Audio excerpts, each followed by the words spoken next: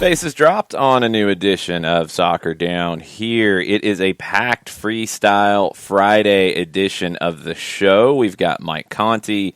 We've got Jeff Larentowicz joining us later today. We've got a bunch of MLS games to preview, and we will get into that. Kind of a little bit of the run of the show. So we're going to talk MLS and the weekend preview for the first 30 minutes. Jeff Larentowicz is going to join us at 9:30. Mike Conti is going to join us at 10 to go deep into Atlanta and Seattle.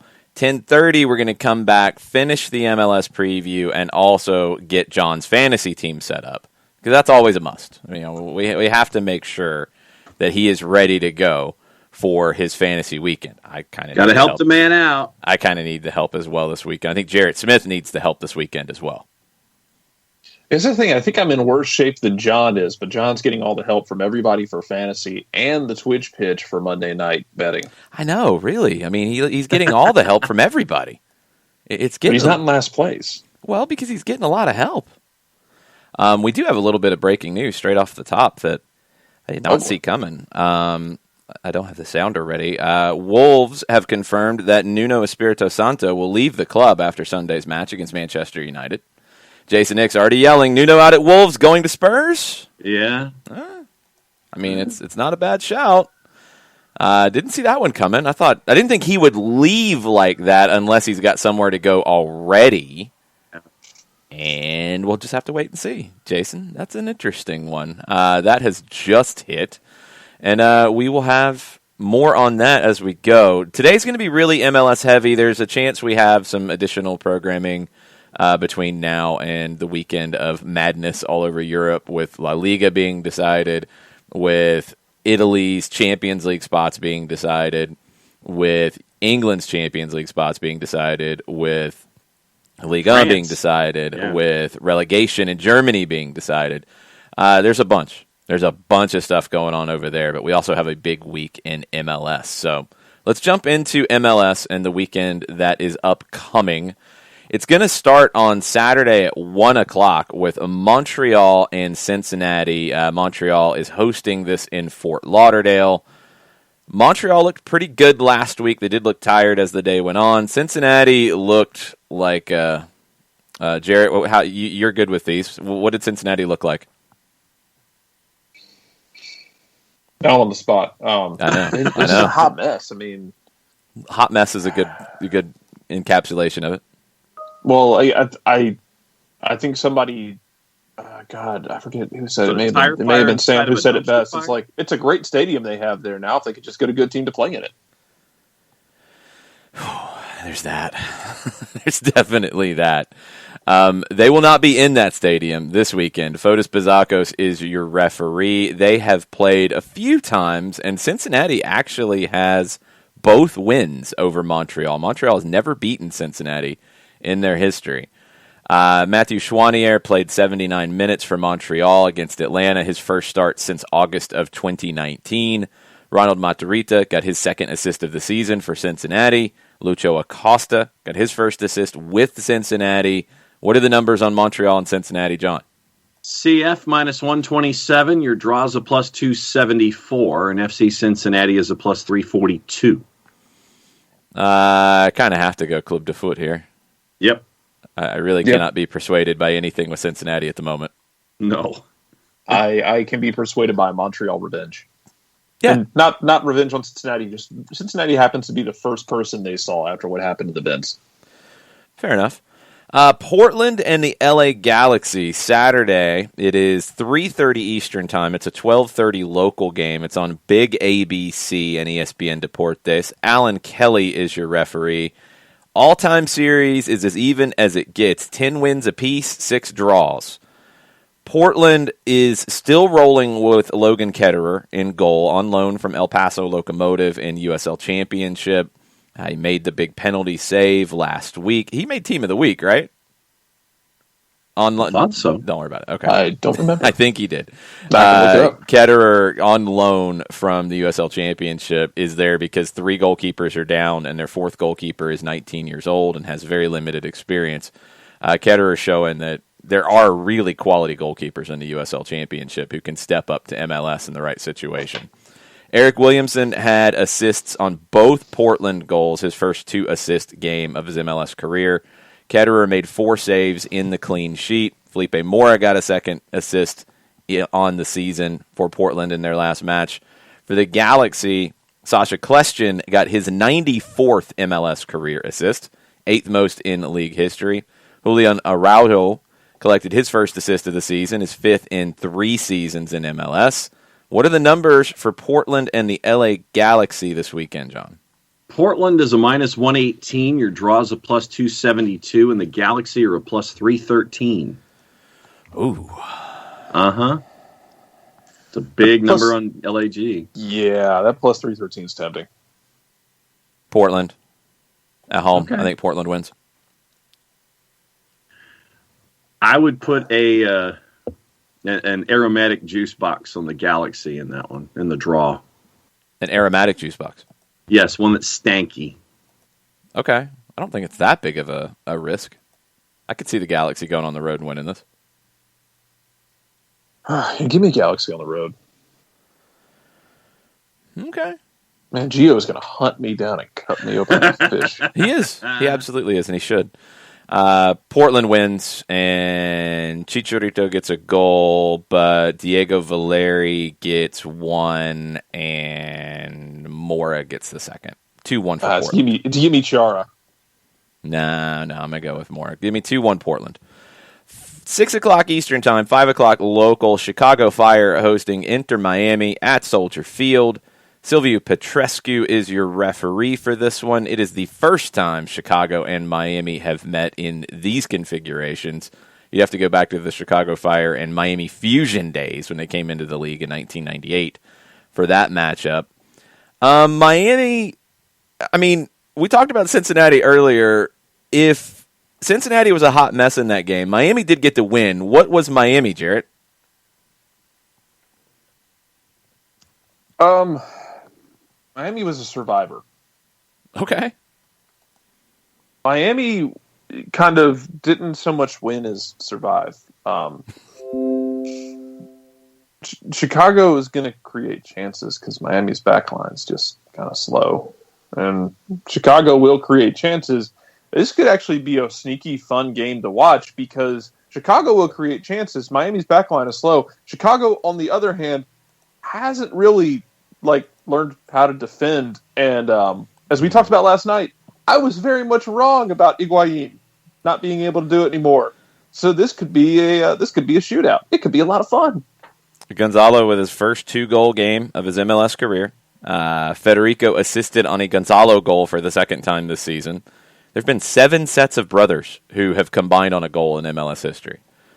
They're the 7th. Huh. That's a lot higher than I thought. Yeah, I would have never guessed it would have been that high. Lewis Morgan had a couple of assists, his first 2-assist game in his MLS career, and he was somehow left off the Scottish national team, Jarrett. I told you, I can't explain that. I don't like it.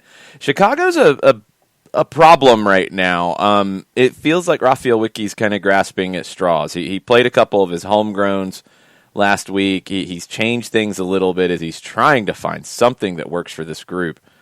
I expected so much more from them coming into this season. Is this the game where they start to put it together? What do the purveyors think? Purveyors are thinking yes. Chicago at a plus 119. Your draw is a plus 268. Inter Miami is a plus 208. And also word out of Chicago that the Fire have shaken up their coaching staff as David Zadrilich, assistant, is no longer working with the club's first team. Vicky confirmed that in a press conference setting on Wednesday, chalking it up to apparently philosophical differences.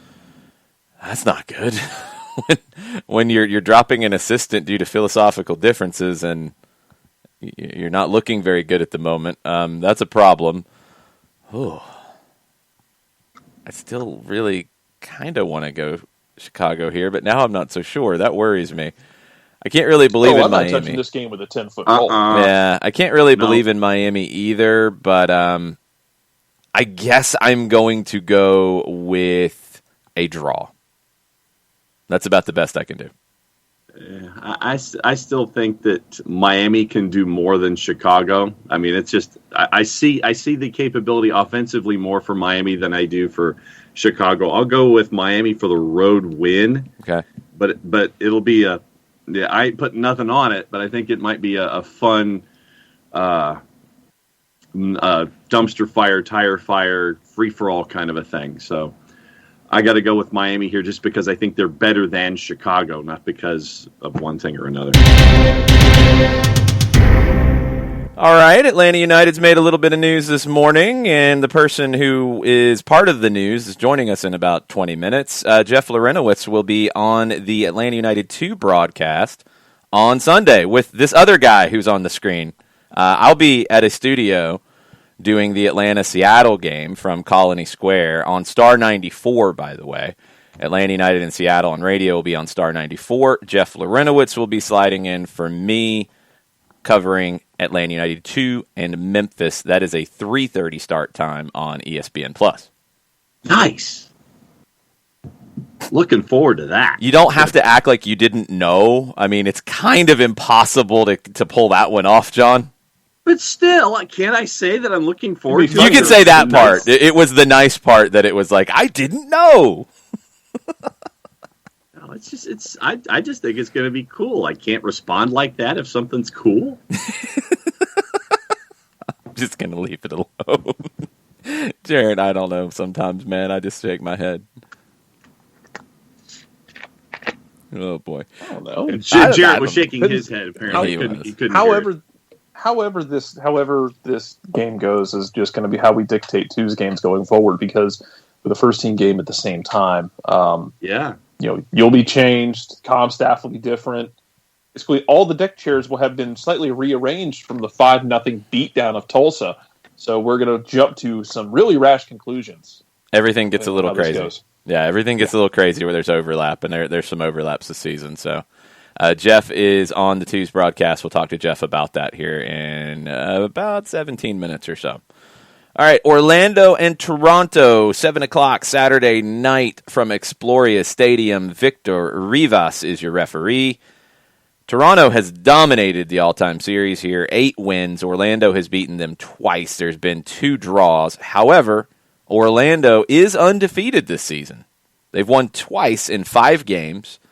Haven't really been as dominant as Seattle, for example, in being undefeated, but they are undefeated. Mauricio Pereira scored the lone goal against DC United, who was not happy about having to play Thursday, Sunday. Orlando didn't really win a whole lot of people over with their chicanery and time wasting late against a tired team. There were lots of things said about that one after the match. Toronto got a 1-1 draw with NYC at Yankee Stadium on Saturday. Jacob Schaffelberg scored his first career goal in MLS. This is a very tricky game, in my opinion. I mean, Toronto is kind of sort of at home because they're based out of Central Florida. Orlando is at home. They will have the home fans. Toronto's been up and down, although they do now have Jefferson Soteldo. Orlando has been undefeated, but not exactly convincing. What do the numbers say? Let's see. The numbers are on the side of Orlando, minus 104. Your draw's a plus 257. Toronto is a plus 279. Ooh, see, that's a big Toronto number. Yeah, I would. My gut is draw on the result, but Toronto on that big of a number does grab my attention. I think they cancel each other out and go draw, but that's a big number on a team in Toronto that can absolutely win this match. I'll go draw. Yeah, I'll go with draw, and I think that Soteldo gets on the score sheet for the first time. Cowards, Orlando. Okay, fair enough. Wow. New York City hosting Columbus at Red Bull Arena Saturday, 7:30. Drew Fisher is your referee. Another all-time even series. 5 wins apiece, 4 draws. Almost completely even with the draws, too. New York City undefeated in 4 after a bad first match against D.C. They drew with Toronto on the weekend. Columbus lost 1-0 at New England on Sunday. They are not finding the goals early on. Now, this is a New York City game at Red Bull Arena. It's the first of 8. They were 3-2-0 in home games in Harrison, New Jersey in 2020. I don't know what the fan situation will be or if many will be there, as the Pigeons fans might not make that trip. Jossie Zardes has played 200 times now in MLS, 200 starts in MLS. That was his 200th start last week. Over 100 players have done that so far in their careers. Zardes has not been finding the goals so far this season. Nobody for Columbus has. What are the numbers on this one? I'm really baffled by this game. New York City, minus 152. Your draw's a plus 287, and Columbus is a plus 419. Columbus is plus 419? Uh-huh. I mean, they haven't been good, but... They haven't been that bad. They're a plus 419? Uh-huh. Is that the highest number for a defending champion early in the following season? It has to be. It has to be, yeah. I mean, I feel like I have to take that out of principle. Mm-hmm. That just feels like a must out of principle that there's got to be some expired juice box on Columbus in this one. Yeah. That to me is an astronomical number. I do like what New York City's doing at the moment. Jesus Medina is really coming good. He's got 4 goals this year in the last 4 games. It took him a while, and it took him a little bit longer than most people expected, but Medina has been one of the better players in the league so far. Still, I from a juice box perspective, I have to put something on Columbus. Yeah. In terms of the game itself, it feels like it could be a draw. I don't trust Columbus yet. I want that to make sense. Like when we're talking like juice boxes and stuff and numbers, you're talking about, odds and things like that. Columbus is a better team than being a plus 400 on the road, in my opinion. Now, the season, okay, that's questionable. But in general, I think they are. That makes that an attractive number to put some juice boxes or whatever else you want to put on that. That being said, it's a risk because the Crew have not looked great this year. This is a really intriguing one on both sides of it, Jarrett. Like the actual game itself and your prediction of it and your strategy when it comes to juice boxes. It's a really interesting game on both fronts. It is, because I don't know what to expect ever from New York City. Is this Ronnie Dyla's revenge continuing? Can Columbus score goals? Do we get to have this conversation that, hey, defending a cup in MLS is really difficult? There's a reason it doesn't happen a lot. Mm-hmm. Injuries aside, for Columbus, they just haven't been able to turn the engine over. I'm leaning New York City just because I need to make sure that people are talking to their kids about Tati Castellanos' Golden Boot campaign. It's an important conversation for people to have with their kids. It might be Jesus Medina's Golden Boot campaign, Jared. Jesus will get out of the way for the betterment of society. All right. Fair Castellanos, enough. My dream of Castellanos winning the Golden Boot and also leading the league in descent cards, it lives. That's definitely accurate. That is definitely possible. John, what are you going with here? I got to go with New York City, but I don't think that Columbus is plus 419 awful. No, I don't think so either. And so, I mean, I think it's going to be NYC, but it's going to be a lot tighter. But if I was to sit there and look in the back of the fridge, just to kind of, if I've got a stinky juice box, I would go, just on the draw at the very least, just to sit there and put something just to see what happens. But I've got to go with NYC. The draw number is not the same. No, it's not the same. Like it's a decent number, and it's actually a fairly decent gamble here when you get into it. It's the win number for Columbus that is probably worth a wild card of sorts on it, because that's a high number for a really good team, although they haven't been great this season. Yeah. New England hosting Red Bull Saturday, 8 o'clock, Gillette Stadium. Jair Marufo is your referee. There won't be a lot of fouls called. If you can take the under on fouls called, grab it. Revs 31 wins, Red Bulls 28, 17 all-time draws. Revolution got that win over Columbus last week. Red Bulls lost 1-0 to Philadelphia on the road last week. Last year, they met twice. Red Bulls got a home win. The visiting teams won just twice in the series over the past 13 seasons in league play. That's kind of wild. The visiting team here is the Red Bulls. I would probably lean to that continuing that kind of trend because the Revs are one of the best teams in the East, and the Red Bulls are a step below that, although they've been better this season than I expected. What are the numbers? New England is a minus 118. Your draw is a plus 267. Red Bulls a plus 318. Yeah, it feels dead on. Revs win, in my opinion. Yep, right there with you. Yep. Although it could get chippy and foully. Red Bulls press. New England has had some beautiful moments of play. They break out of that press. Red Bulls start fouling a lot. People get chippy. People get emotional. Bruce starts yelling things. It'd be a lot of fun. Chippy and foully. I like that. Dallas hosting RSL, Toyota Stadium, Frisco, Texas, 8 o'clock Eastern Time, Saturday night. Joseph Dickerson is your referee. Dallas leads the all-time series with 20 wins to RSL's 12, 9 draws. Dallas lost in Minnesota on Saturday in a really weird way. Minnesota got that win late on like a half clearance that they slotted in. Dallas didn't really look great either. Felt like a draw, but Minnesota got the win. RSL's got 3 results in 4. It was a scoreless draw with Nashville. A little underwhelming, but Nashville's a good team, and RSL was a team coming in there were no expectations for. They met once last year. It was a scoreless draw. This is a really weird one to call because I don't know how I feel about either team yet. Right. What are the numbers, John? FC Dallas minus 103. Your draw's a plus 264, and RSL's a plus 269. I mean, it feels like draw. Just because I don't know where to go with it. If I had to pick something, I'd go draw. Yep. Jarrett? RSL.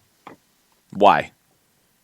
I'm choosing to believe in RSL and their mercurial. Let's call him mercurial striker.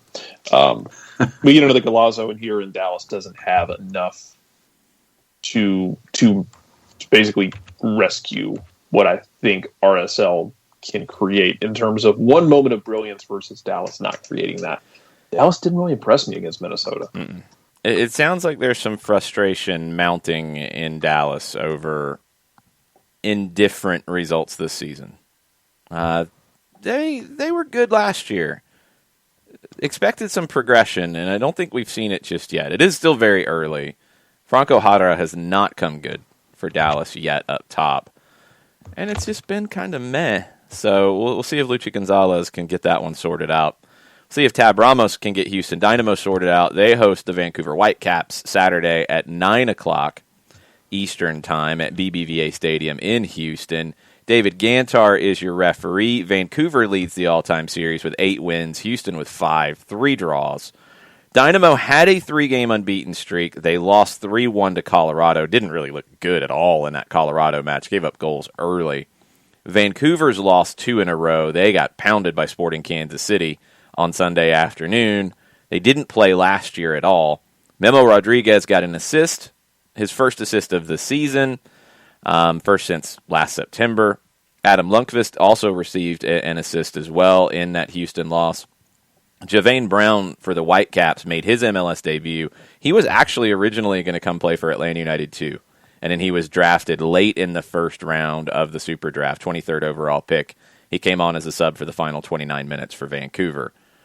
Feels like the home team is the favorite here. Feels like the home team should get the win. The Dynamo maybe getting a little bit of a boost in the spirits from new ownership on the way. What are the numbers? Houston prohibitive favorite, minus 185. Your draw's a plus 322. Vancouver is north of plus 500 at 504. Yeah, that feels right. Got to go Dynamo here. I have no belief in Vancouver at all. until proven otherwise. I have no faith in the Vancouver Whitecaps. I'm sorry, Couch Ultras. I apologize. I want to believe in Vancouver. They've had a couple games where I think there might be something there to build on. It's just not consistent yet. I don't know if they have something there to build on. I'm not so sure of that either yet. John, what you got?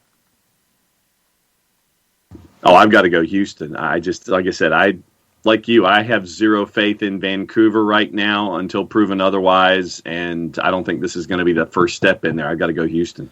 All right, we got to squeeze this one in while Jarrett is still with us. San Jose hosting Sporting Kansas City at PayPal Park, 10 o'clock Eastern time. Alan Chapman is in charge of this one.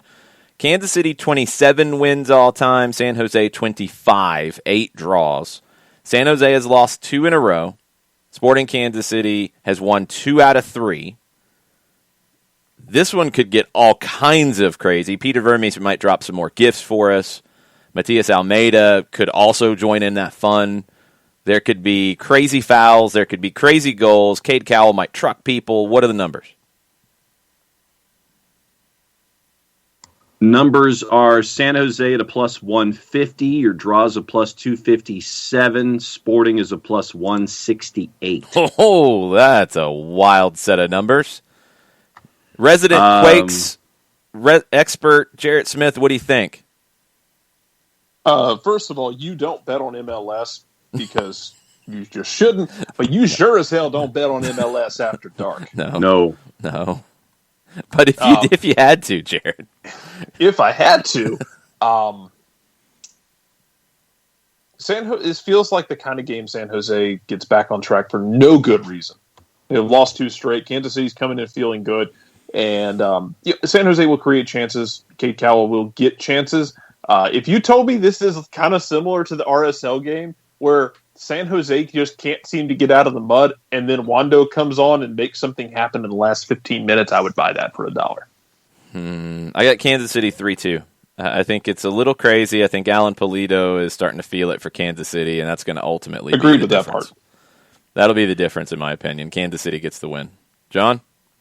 Yeah, I got to go with Kansas City, but also looking at your totals, over under 3.5 is a plus 142, 4.5 is a plus 322, 5.5 is a plus 656.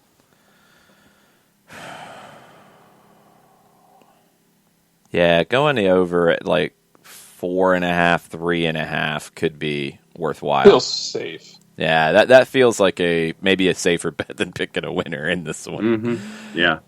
Jarrett, hopefully you'll be back with us at 10:30 when we finish up the weekend in MLS and we help John get his fantasy team set. Woohoo! You know, I hope so too. You don't sound too optimistic of that.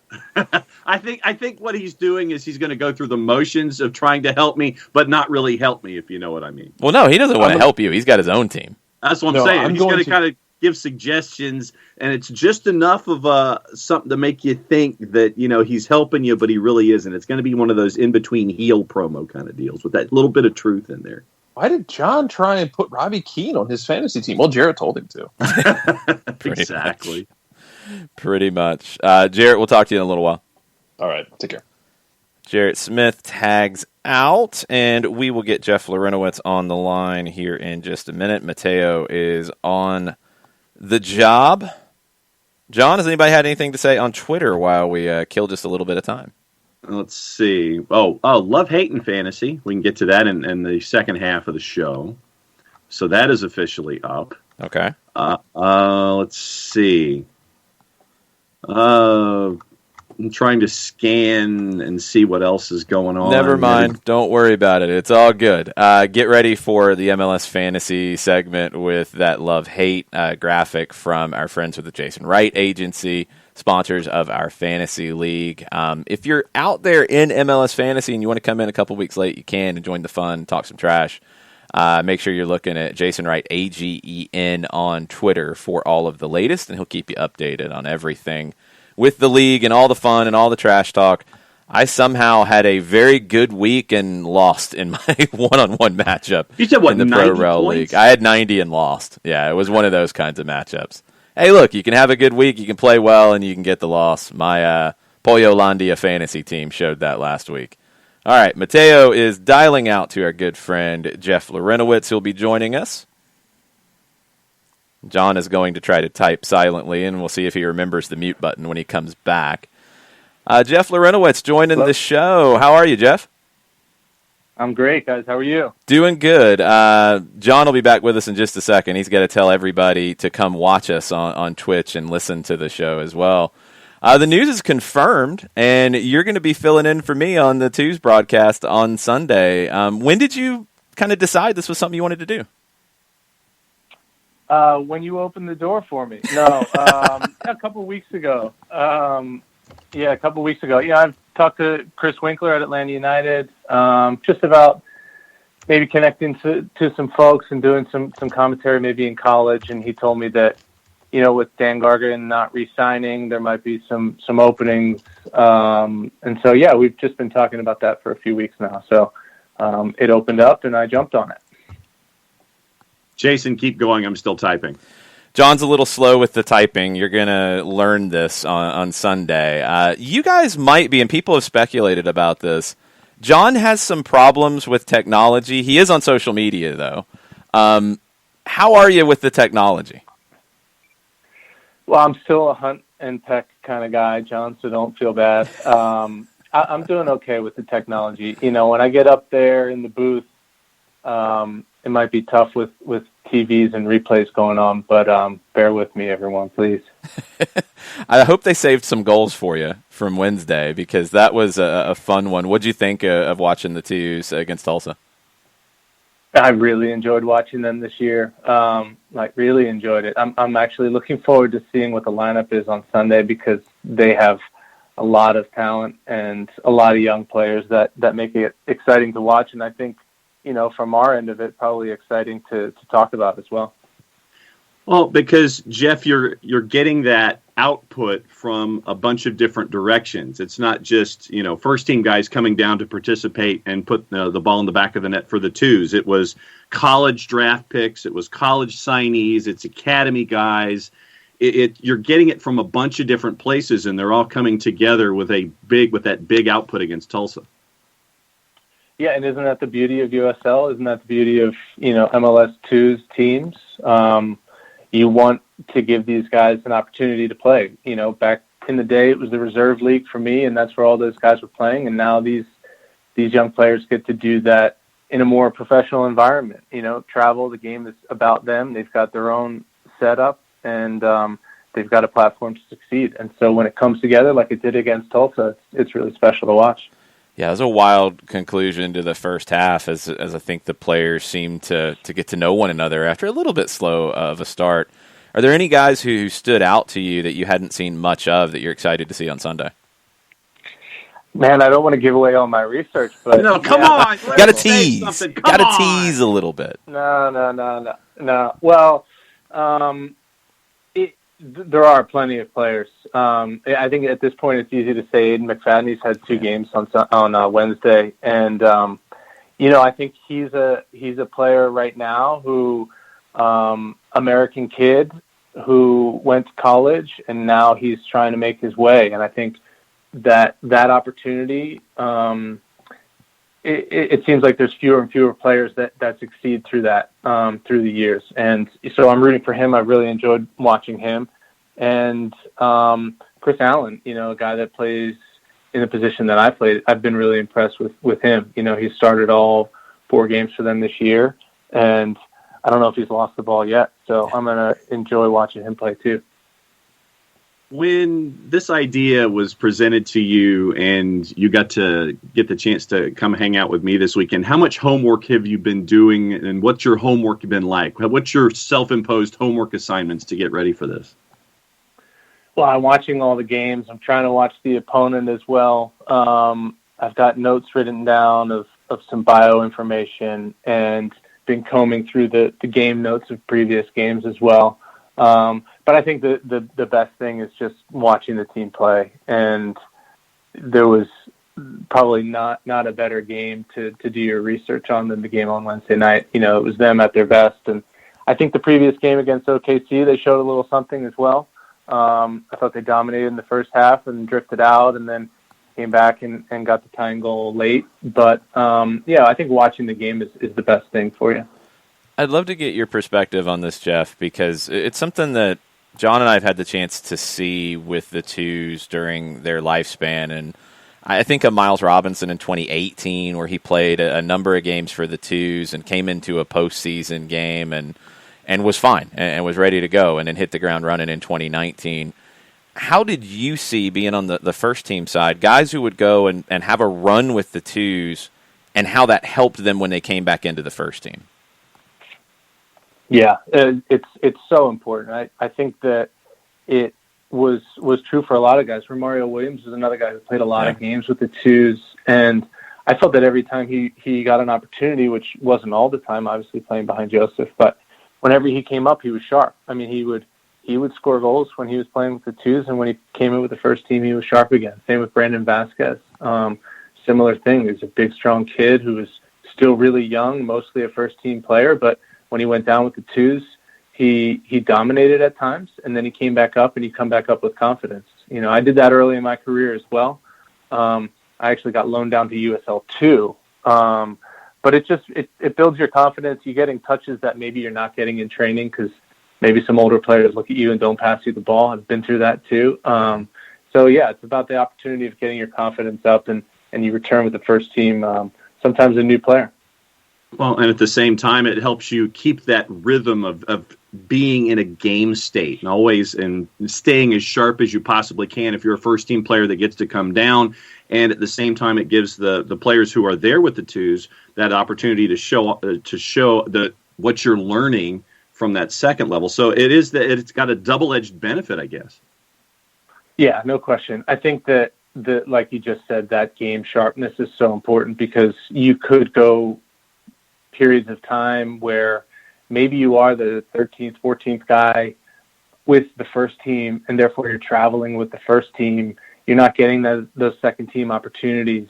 You're kind of stuck in between. It's kind of that purgatory of first and second team. So the guys that are getting the opportunity to play and keep game shape and that mental sharpness, I think it goes a long way. So another aspect with the Twos, and we saw it at the end of the match on Wednesday with Will Riley and Coleman Gannon combining for goal number 5, is those academy players who are getting that time now in bigger numbers, and I think they're in bigger roles than they were when the Twos first started. Watching it from a first-team perspective, how have you felt like the academy has grown over time with Atlanta United in terms of the quality it's producing? I just think that the gap between being 16 and being in the first team just gets smaller and smaller every year. There's so many hurdles that a player needs to jump over before they go from one stage to the next. But I think what the Twos and playing in USL does is you get all those jitters out. You know, you get all that rust out. You grow, you maybe go out as a sub, you fail, you go out again, it's not as bad. Then you start a game and you feel good.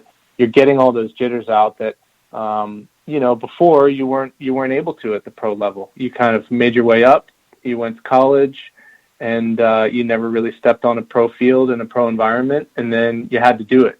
And it might be your only chance. And so, the academy, that gap between the academy and first team has just shrunk. And guys you're talking about, Coleman Gannon and Will Riley, these are guys that have been training with the first team, playing in USL games, and I think that I'm sure there will be nerves when they make their MLS debut, but it'll be a lot less so than it had been in the past. When you were practicing with the first team and those academy kids would be a part of the process and they would integrate with you at practice, what was it like for you as, I guess, counsel for those academy kids? What were those experiences like where you could share your knowledge with those academy guys? What were those conversations and learning experiences like for you? Yeah, I really enjoyed that. I mean, it's something that I always tried to do as an older player was latch on to the young guys coming up. I think that the main hurdle that most players, you can't say all of them, but most players have is that fear. And the fear is kind of what stops you from being yourself. The reason you get to that level is because you're a good player.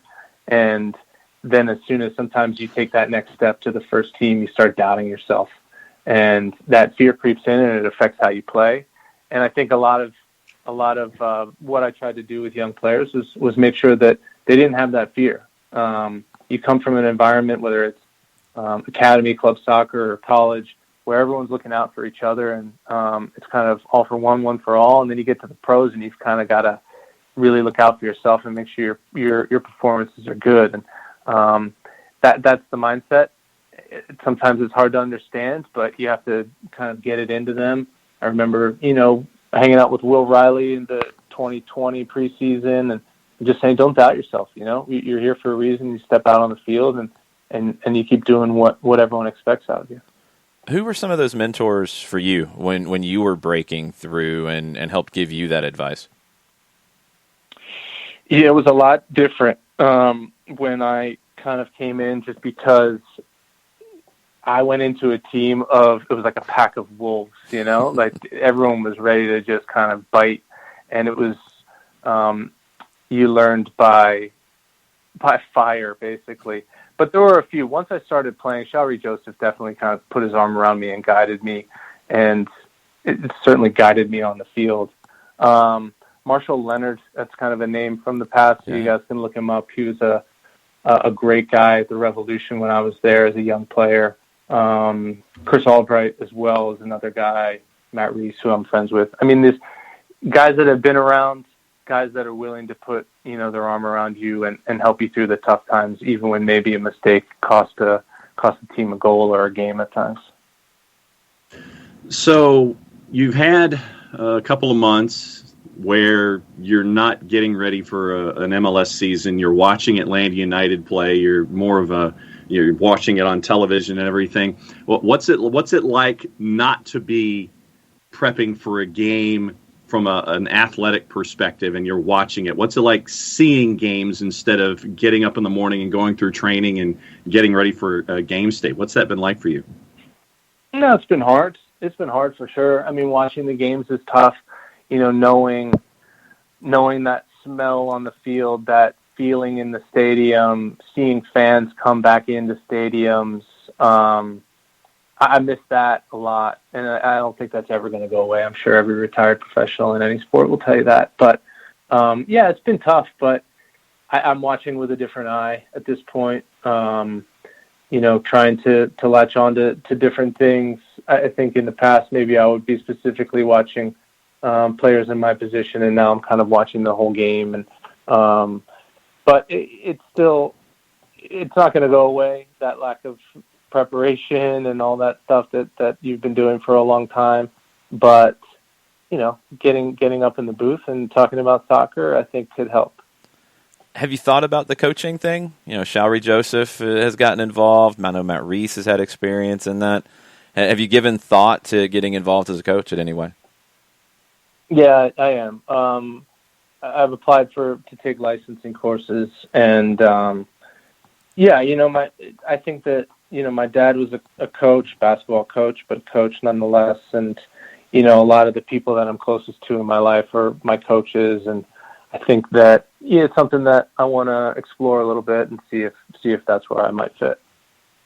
Because we've had folks mention on our show across our platforms that they think that you would make a great coach, and they're looking forward to seeing if that would be something for you. The folks have been incredibly complimentary about you and how you carried yourself as an athlete, and they think that would be, if you chose that avenue, it would be something that you really could be successful in. Yeah, I appreciate that. I think that's really nice that people notice that. I think that, on the flip side, there's a lifestyle aspect that is difficult and, can be hard on families, and I'm trying to be conscious of that. But, I've said this before, the game's never going to leave me. And if I can find the right thing and do what I find to be most appealing to me, which is kind of helping young players and imparting what I've learned, then that would be great. I think I'd really enjoy it. And, just watching these guys play over the last few weeks has been really enjoyable. It's been really enjoyable to see. And, I'm excited to really watch the rest of the season. It's something we've talked about with Tony Annan earlier this week, and I've had this conversation with him over the years, and it's come up when there's new coaches who come into the club at any level.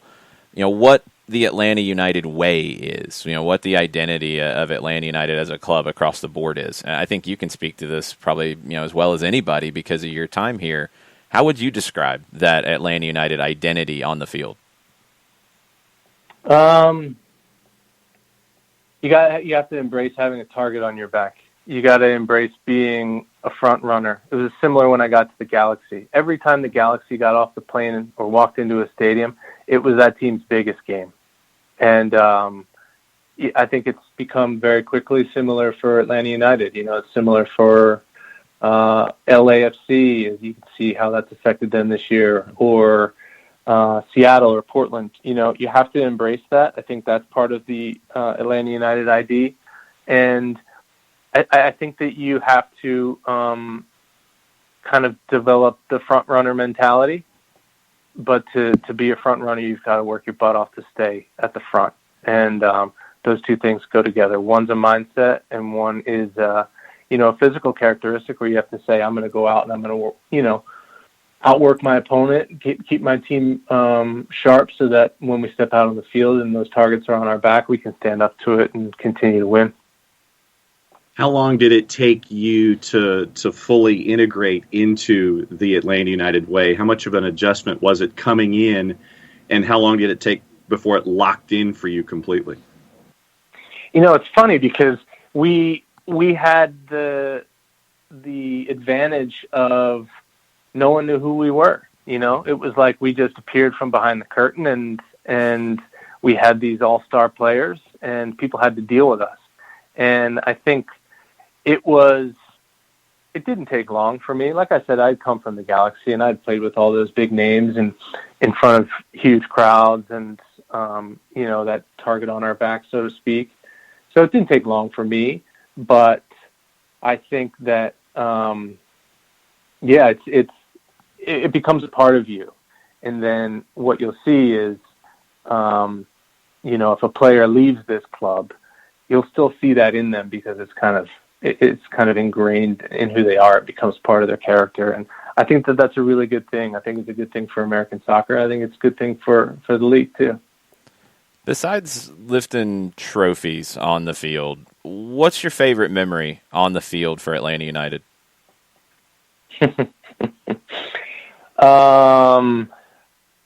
Favorite memory on the field. That's so hard. A lot of people talk about the Club America game, and I think that it was just because it was such a cocktail of emotions and things, like good way to put it. How many different aspects. If you wrote a book on that game, you could have a chapter of all different things, Mexico versus America, Atlanta United versus Club America, the biggest kind of clubs in North America at that time, in terms of following. So that's such a special night, probably one that sticks out. And then also, even though I didn't start in the game but played, I'll always remember that feeling walking out on Bobby Dodd, the very first game. It was just, I don't know, there was an electricity in the air, and the same thing when Tito scores the goal to tie Orlando in the last moment at Bobby Dodd. I mean, yeah. What a special place. Yeah, that's I always argue with people about favorite goal in Atlanta United history. That's mine because of the jolt of electricity. Yeah.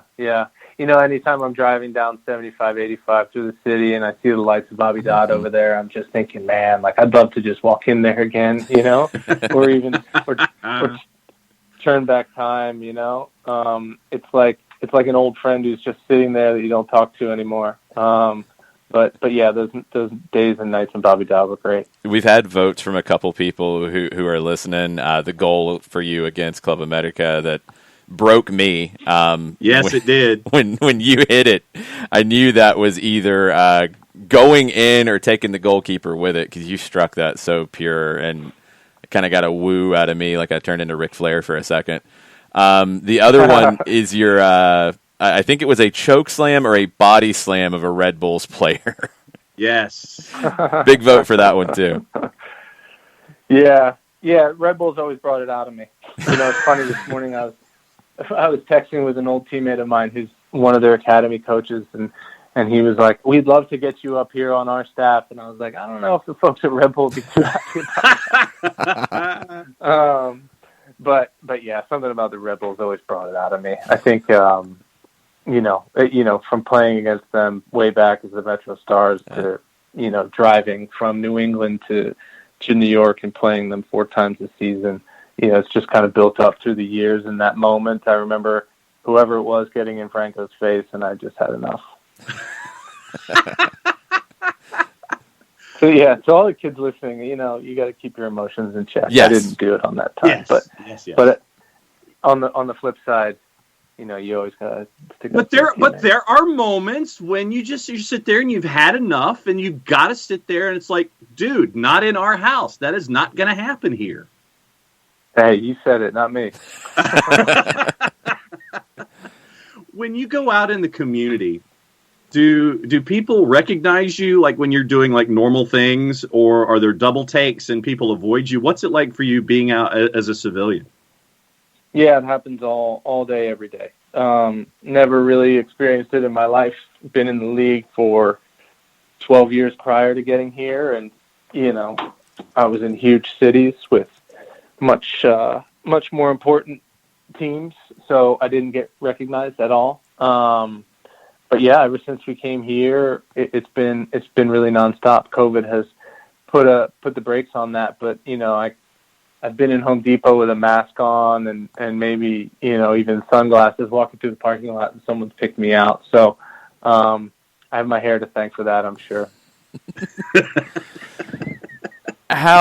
Jeff, when you made the decision to step away as a player, how difficult was that for you as last season finished and going into another year that, last year, I don't know if everybody really understands like how difficult it was for you guys to get a season done during COVID. And did that take something out of you to make that decision? Did it lead to it at all? Yeah. There's a lot in that question. It was a really tough decision. Really, really hard. I could get into it deeply, but, I think that the hardest part was that, it was the COVID season was my last, no kids on the field, no family in the stands, no proper goodbye. It was tough in that sense. And, that's something I'll never, ever get to undo, which is tough. But, I'm grateful for everything that I had leading up to that. And, a lot of people will talk about the dark days of 2020 at Atlanta United or in the league. But you'll understand kind of an athlete mentality. I'm still proud of that team. I'm still proud of what we went through. I'm still proud of the games we won.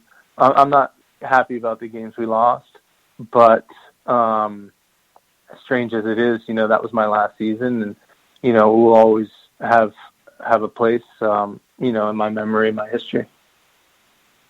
When the team reached out for you, first day, you get a message, however it was given, email, through your agent, on the phone, whatever. What was that first conversation like when Atlanta United tried to bring you into the fold? I've talked about this before. I said, Atlanta, I don't know. I grew up in Philadelphia.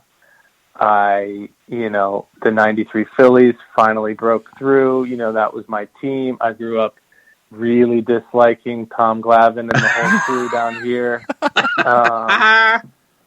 Greg Maddux, John Smoltz, Bobby Cox, the whole deal. And when I heard Atlanta, I thought of the Braves, and I just said, you know what? I don't know about this. But that was the very first moment. But then the more I thought about it, and you do your research and you see what's happening, it was a no-brainer after that.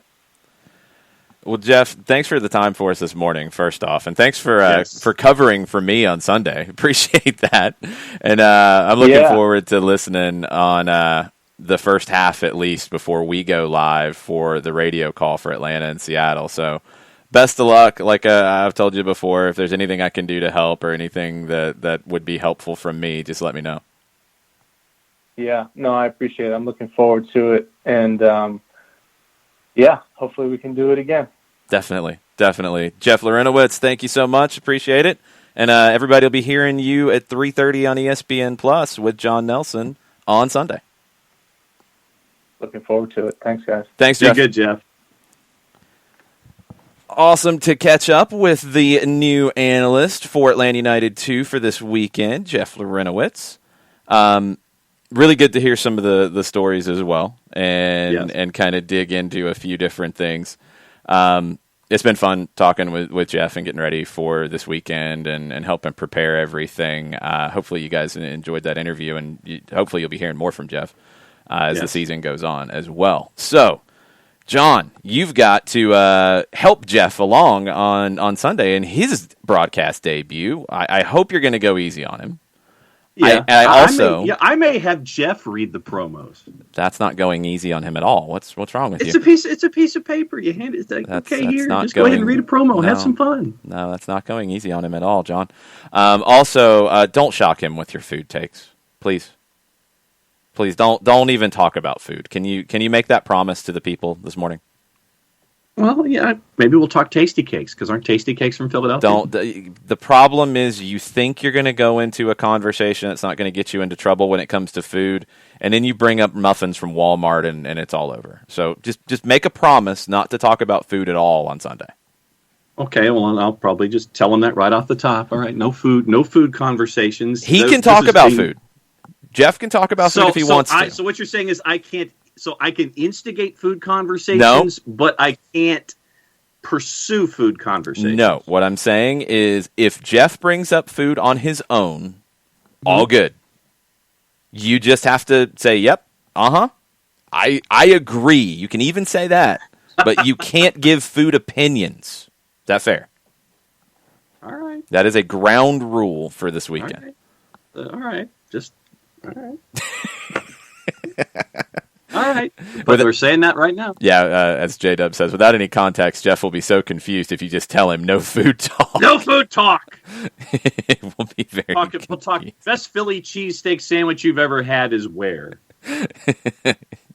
That would be...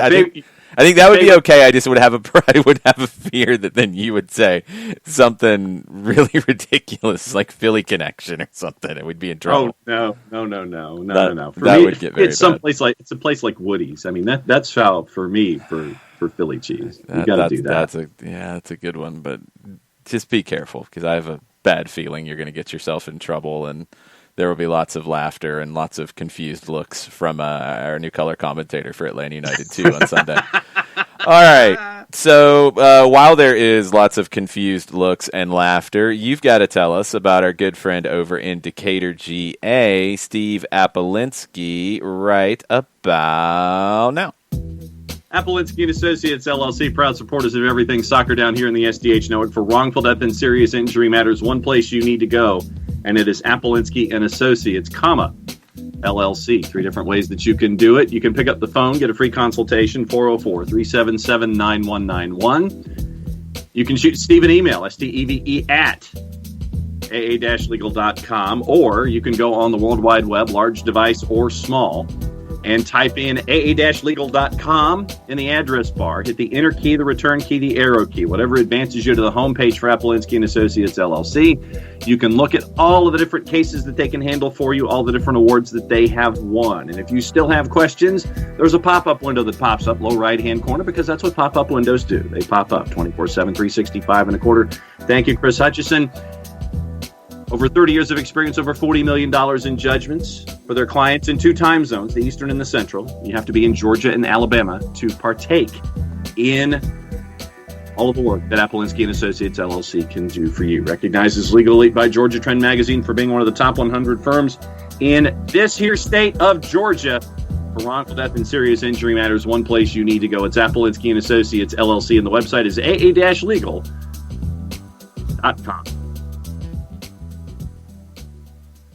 People have takes already. I'm shocked. I know.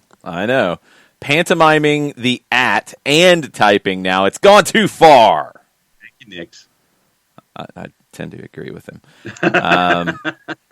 Do you like the Arby's cheesesteak? Mazzano's a little worried.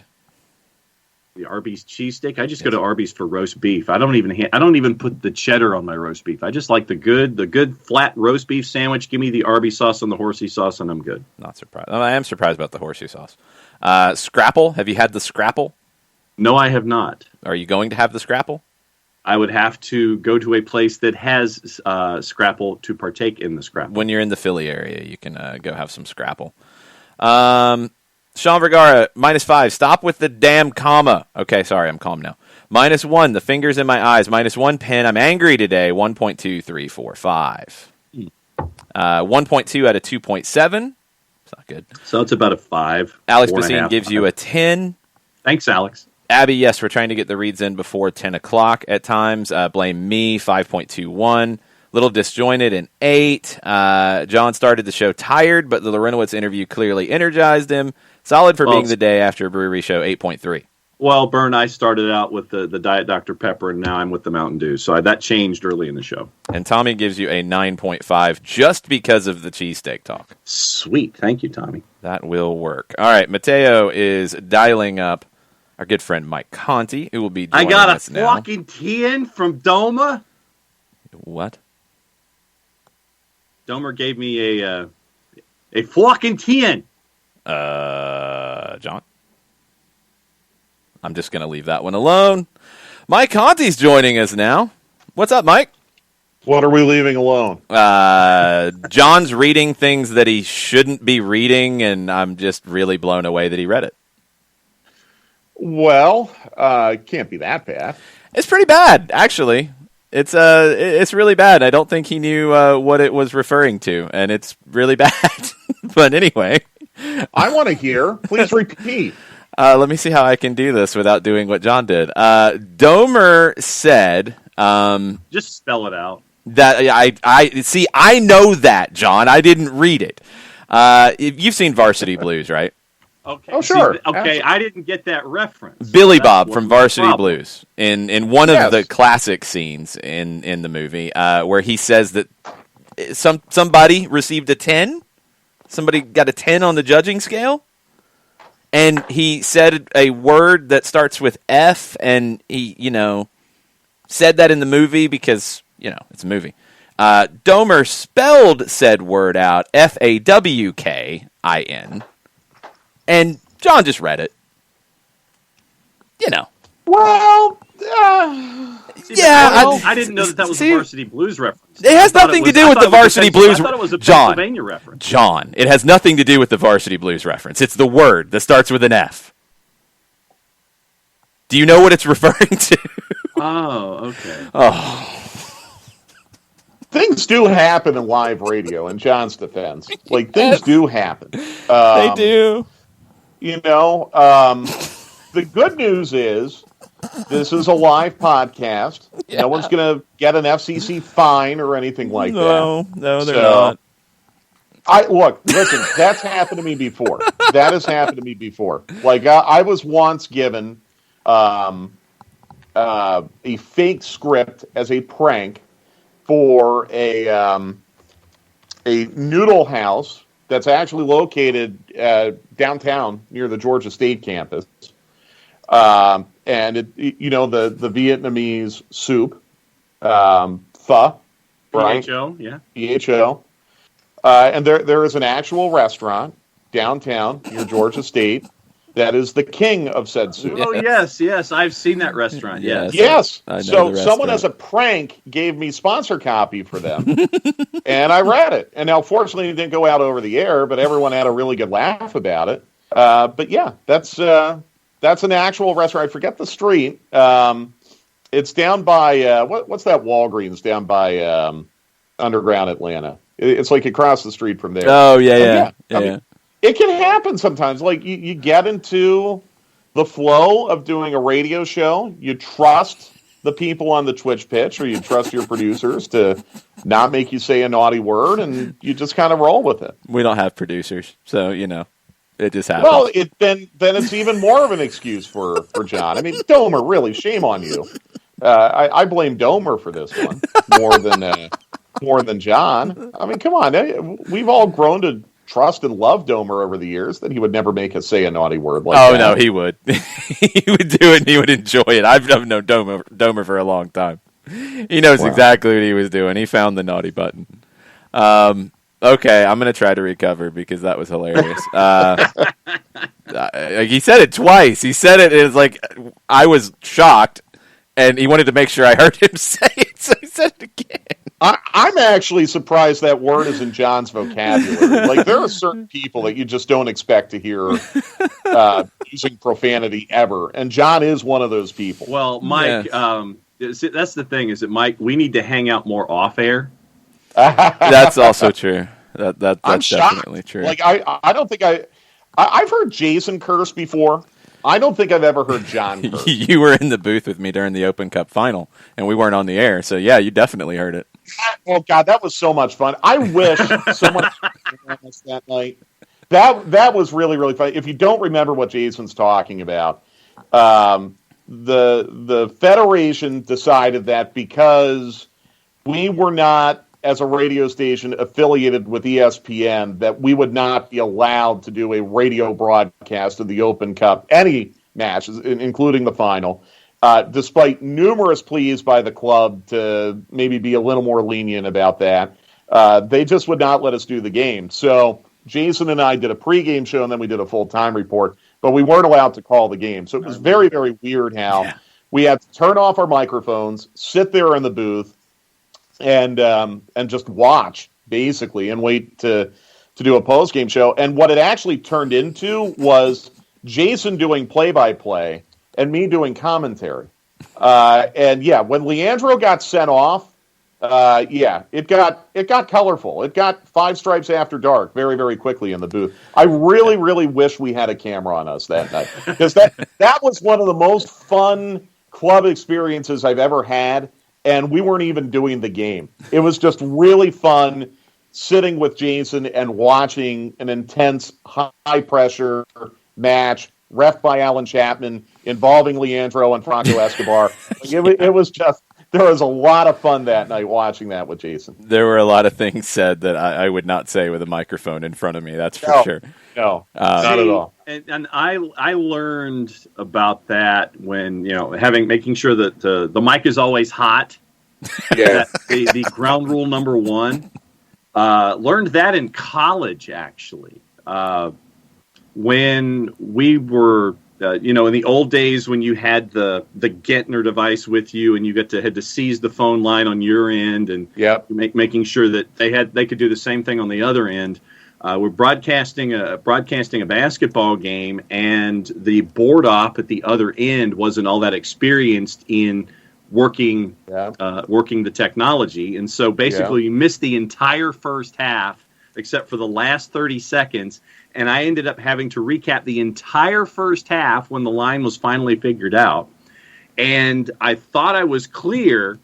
And after recapping everything and telling practically every story known to mankind that happened in the first half, I thought we were clear and had gone to commercial, and I dropped BS on the air. That's not that bad compared to some other accidents. Yeah, that's really not that bad at all. And so then after the game, I go back to the station, and one of the hires up is basically saying, that went out over the air. And we proceeded to get into a rather heated argument at that point about what had happened. But that was my lesson. Mike is always, Yeah, well, college radio is specifically designed to let you make those mistakes on college radio so it doesn't kill your career. So, that stuff happens all the time. It's a good lesson to learn, but I would like to have a word with your station manager maybe and talk to him about putting more competent board ops. And that was our discussion. Very spirited at that point, but that was when I learned that the mic is always hot. There is that. We've got one big game to talk about this weekend, Mike, as I try to recover some sense of composure. The Sounders and Atlanta United, this is one of the teams. There's not many that Atlanta United has never beaten. 2 draws and one Sounders win. One of two. The other is Inter Miami. 3 technically in Austin now, since we haven't seen them. Well, you haven't played them yet. That's harsh. I'm not going to throw that is Austin harsh. in that just yet. Yeah, well, I mean, so let's look at those 3 games, by the way, because they were all kind of very different, but in some ways also very similar. You kind of have understood the profile of a Schmetzer team in those first 3 matches. March 2017, scoreless draw. Seattle definitely plays a lot of low-scoring, sometimes cynical, negative matches. Yeah, that was a tricky one out there, because that was really early in Atlanta United's lifespan, and I think it was the first tough game on the road, because it was before the Toronto one, if I remember right. Yep. And it was right off, it was like a Friday night, right off of an international break, so not even like getting to the weekend with guys coming back. It was Friday. I think like Almiron played just a little bit in the second half because he was coming back from international duty. So it was just a weird, bland, blog game with a bunch of players who were tired coming back from the international break. Right, and then in 2018 you had the 1-1 draw. Ladero got a penalty. Joseph scored an open play, but that was a terrible match that really did the league no favors in a very prime TV window right after the World Cup final. And, in 2019, I thought Atlanta United played very well in a 2-1 loss. There were a couple things that happened in that match that made it very, very complicated for Atlanta United. The Brekcia injury being one of them. I thought you had a referee that was playing to the crowd with some yellows that probably should not have been yellows. You gave up a late winner to Harry Shipp. But I think you played a pretty even up type of match against Seattle. Like I thought they were competitive. So you're right, Jason, that Atlanta United has not yet beaten Seattle Sounders, but they've definitely not been shelled by Seattle either. I think they've been 3 very competitive matches in 3 different ways.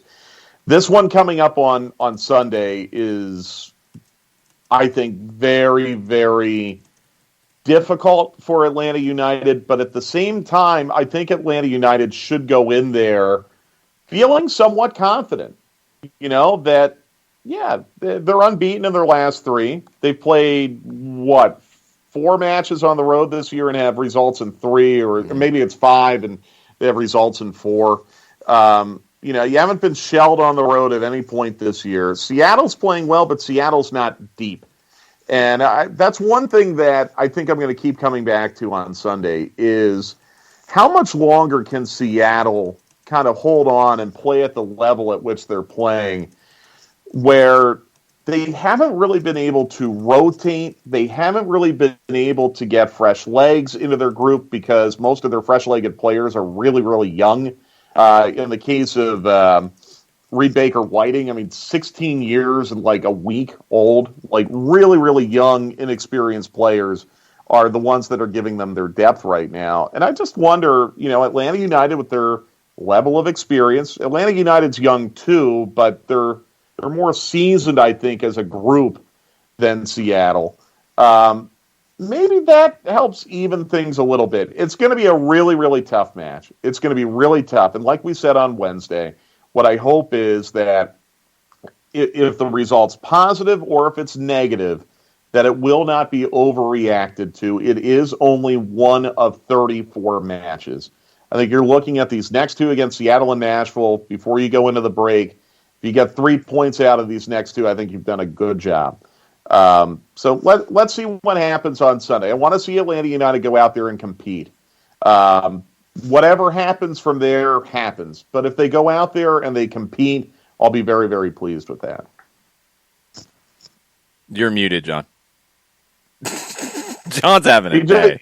He just said that word again that Domer gave him. He did. The producer jumped in. We found a producer to mute John when he gets out of hand. Yeah, this is what happens when you're typing other things. But I mean, Mike, this is only the 6th match that Atlanta United has played in MLS this season, and you had made the point. You'd look back at the numbers after 5 matches, and this is the second best start that an Atlanta United side has had in their entire history in Major League Soccer, and you're going into a matchup in Seattle where, and we talked about it last night when we were at Urban Tree, where I think that the philosophy that's in place from Gabriel Heinze of being wide and having speed on the edges can be an advantage here, but I think that it's going to take a little while for things to happen because you've got to get used to that turf at Lumen because it's its own animal at times, and it benefits the Sounders, and it takes the opposition a while to get used to that kind of surroundings. That's a good point. It does. But I think, Heinze is going to have a team that's going to want to go in there and play. And is Seattle going to want to play? Seattle's a little bit different than the team in 2018 that came into the Dens and did not want to play. I think they're more inclined to play now. But I think there are going to be some philosophical differences between these teams. And one thing about the way that Seattle played LAFC last Sunday is LAFC had match control for pretty much the entire first half. I think Atlanta United is going to have opportunities to control this match. Whether or not they can produce anything out of that period of control, I think will be one of the big questions. But I think Atlanta United is going to try to make this as wide as possible and try to introduce as much speed down the flanks as possible. And I'll be curious to see how Seattle reacts to it. I think it could potentially be an area where Atlanta United might have a little bit of an edge. Yeah, that's an area out wide that I think Atlanta can do a little bit of damage in. Where Seattle can be so dangerous is on the counter, and Cristian Roldan is having an MVP caliber season. Raul Ruidiaz, we know what he can be. Will Bruin is kind of the perfect partner. That group going forward for Seattle will give Atlanta difficulty. What I'm really interested to see, and Gabriel Heinze will speak to the media later this afternoon, is the status of Alan Franco. Along with Ezequiel Barco and Jurgen Damm. Don't get me wrong. I want to know where they are too. But Alan Franco, because I'm really curious to see if it's Franco, Sosa, Robinson, if it's Walks, Sosa, Robinson, or if it is Franco, Walks, Robinson with Sosa in the midfield. How that could go would really, I think, have an impact on the way the team handles what Seattle does well. Trying to remember Wednesday, did George play at all? Yes, George played 45. He actually was pulled at halftime. That was a 45-minute limit for him. Okay. That might be a tiny bit of a hint. Could be. Maybe, because I think George and DeJohn was in the team too on Wednesday, was he not? And he did get in, right? He started. He played longer. He didn't go 90. He went 60. Okay.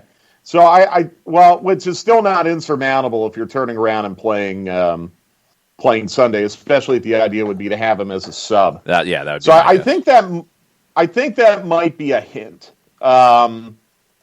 We haven't really heard anything about Alan Franco. Like you said, Heinze will speak today. I have not gotten the injury report or the game notes yet, so we'll probably be in suspense until 2:00. But yeah, that's a big storyline because Seattle does play 2 up top, and we saw against Montreal a team that plays 2 up top. It was Franco and Robinson, and then Walks coming in at halftime. So I would be inclined to believe that it would be Walks, Robinson, Sosa, assuming that Franco could not go. But let's see, because maybe George Campbell is in the plan there, or maybe Alex DeJohn is in the plan there. But you're going to want to have 3 center backs against 2 up top. So that's critical. I'm not expecting Barco. I'm not expecting Dom, obviously. I'm trying to think back now, actually. Jason, hold on one second.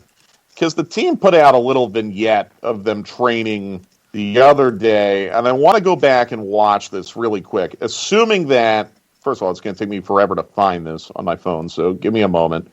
Parley Kit, Joseph hugging the girl, Parley Kit. Where was this? Maybe I went too far. Don Garber. Okay, here we go. I found it. I could have sworn I saw Alan Franco in this training montage, but it's only 30 seconds, so bear with me. Here's Brad walking out. That's Mulroney. It was a cloudy day, so I think this was Tuesday. That's Brooks Lennon, Mikey Ambrose. Why did I think I saw Alan Franco in this video? Because I did. He's in there. Okay, so if that video was actually shot this week, and I don't know if it was, that media team over there can be a little tricky sometimes, but I think I saw a glimpse of Alan Franco training in that video. So if that was this week, maybe that's a good sign.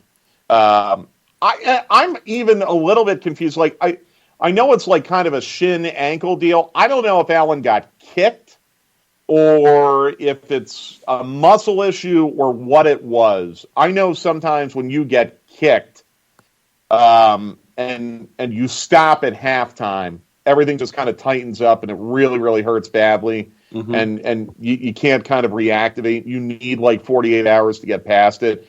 So anyhow, that's my gumshoe work on Alan Franco. Because I'm pretty sure I saw him in that video. And if that was on Tuesday, then hopefully that's a good sign. Yes. Full-blown Zapruder analysis. Well done.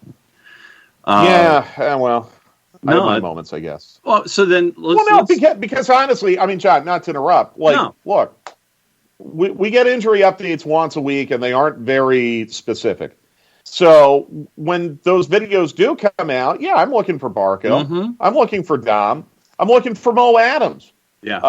I'm looking for Alec Can. I think the fact that Lundgaard was with you guys the other night might be an indication that Alec Can is getting really, really close. We've been told that Mo Adams is really, really close. In fact, I think he's been listed as questionable the last 2 matches. So, I mean, those are the types of things I'm looking for. We are given in-person access again to training. I just have not been able to go. So hopefully soon I'll be able to get out there at a time that works in my schedule, and that will help. But, I mean, that's kind of what I'm limited to right now because I've been so busy during the mornings. I have to look at those videos and try to find guys. Yeah, it's like you're trying to get information any way that you can. Right. And by the way, that's okay. That's totally okay. I don't want anyone to think I'm complaining. I'm not. Yeah. That's totally okay. That's within league rules. They don't have to put out videos at all if they don't want. So it's totally fine. But that's, as I prepare for a broadcast, that's unfortunately one of the things I have to do. People want a regular segment of you breaking down training footage now. Oh, okay. Well, you want me to do it again? I can maybe be a little more specific. No. We'll wait for the next seconds. See, that's perfect. We'll wait for the next one, and next time we'll go through it and see if we learn anything from it. I am looking for Mo Adams. That's one name that you mentioned that he's been questionable a couple times. I thought we might see him on Wednesday. Yeah, do we see him against Memphis this weekend first? You might. You very well might. Yeah, that's a good call. I'm watching the video again. Brad just walked out of the training ground. Joseph is smiling. Yes. Slow motion there. Brooks Lennon is loosening up with Mikey Ambrose behind him. Now we're looking at calves. And now we're seeing a ball played to Alan Franco with what are those mannequins that what are they called, Jason? The metal things. Yeah, just the mannequins. Like they usually use them for free kick walls.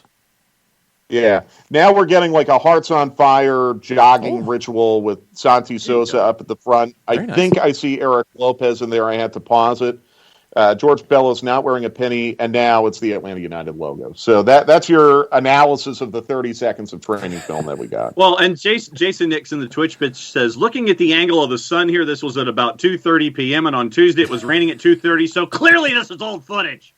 No. Now, let's not do that. Let's not do that because, that has an accusatory tone, so let's not do that. I do remember when the video got put out that the weather conditions matched the weather conditions of the day, so that's why I am of the belief that might have been current. Hey. And also, Barco and Dom and Adams were not in the video. Yeah. So that makes me additionally think that was probably something new. I've said it all week. I don't think we really get any information today because it doesn't really help Gabriel Heinze to give any information, especially about Alan Franco, because of how it can change the way the team would play. I don't think we really get an answer until, about 3:55 on Sunday afternoon? Maybe we get a little bit of an answer at about 2:30 when the twos lineup comes out. That might give us some hints.